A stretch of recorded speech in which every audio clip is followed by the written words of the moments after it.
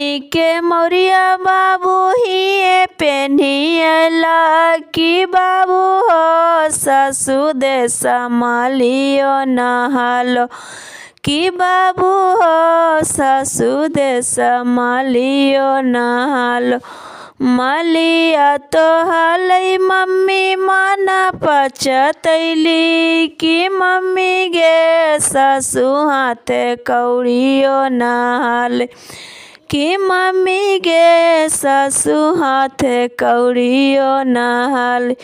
हियाई के जोड़वा बाबू हिए पेन्हियला कि बाबू सासु दे दरजी नहालो कि बाबू हो सासु दे दरजी नहालो।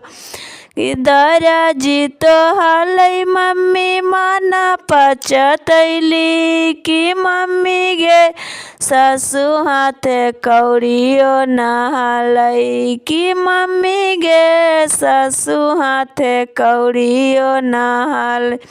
कि हियाई के चनमा बाबू हिए पेन्हियला कि बाबू हो सरहज देश सोनारो नहालो कि बाबू हो सरहज देश सोनारो नहालो।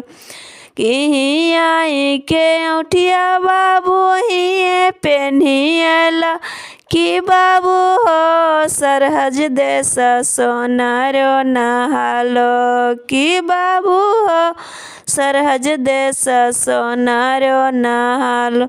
कि सोनारा तो हालै भाभी माना पचतैली कि भाभी हो सरहज हाथे कौड़ियो नहालै कि भाभी हो सरहज हाथे कौड़ियो नहालै। कि हियाई के औठिया बाबू हिए पेन्हियला कि बाबू हो सरहज देश सोनारो नहालो।